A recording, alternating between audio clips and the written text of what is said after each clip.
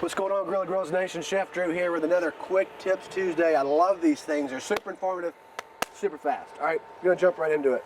What we're gonna do today is talk about how to thicken up a sauce or a stock, essentially how to make a gravy. The other day I was making chili, for example. I forgot to drain one of my cans of tomatoes. It was too thick. I use this exact method to thicken it, or it's too thin, pardon me. I use the exact method to kind of kick it back into overdrive. All right? So you can use this on stews, chili, basically stews, anything. chili, gravy. You can turn this, I mean, we just have some straight chicken bone broth here. You could essentially turn this into gravy with what we're about to do right now. Got it. All right, so what I have here, guys, and we're talking a couple of seconds about a couple more ways to thicken things up. We're gonna start with what we're doing today. We're gonna make a cornstarch slurry, guys. Cornstarch slurry. What that is, that's a fancy way to say I've got 1-to-1 or equal parts cornstarch and cold water. All right, in this case I have 2 tablespoons of cornstarch, 2 tablespoons of water. What I've done is simply combine them in a glass bowl. We stir it together. All right, this is probably going to be too much. Remember, a little of this goes a long way. I just wanted to make sure that we had enough. All right, so what I'm going to do is pour about half of this in while taking a whisk and stirring. All right, just kind of gently incorporate. And let's just watch. So we're going to do this when it's simmering, and you're going to sort of watch the viscosity of this stock that's simmering come into play. All right.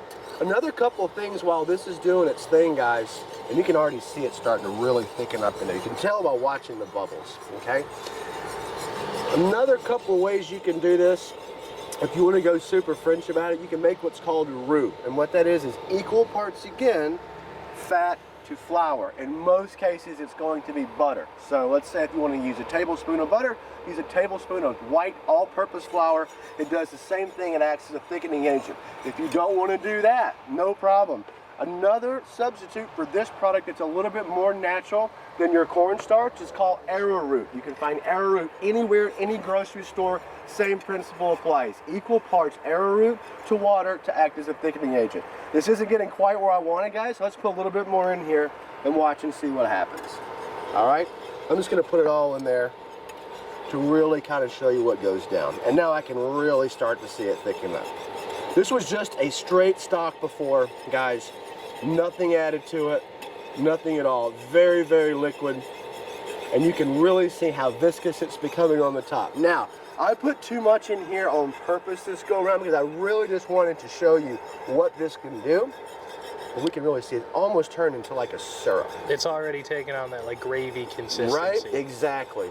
And this is just something quick you can do, guys. You don't have to be making a gravy. This can act as your binder for a gravy to really give it that thickness that you want to. It can come to your rescue in the kitchen. If you made a soup or a stew that's too thin, all you gotta do is put a little bit of cornstarch slurry in there, some arrowroot, or anything else that may come to mind. Those are my top 3 though, and it's gonna come out just fine. It's gonna thicken right up for you, and you're gonna be in business. So, the next time you're cooking Thanksgiving dinner, the gravy doesn't turn out how you want it, not to fear. Chef Drew and Grilla Grills is here. Cornstarch slurry every single time. Any questions? Chef Drew at GrillaGrills.com. Guys, own the smoke. We'll see you next time, everybody.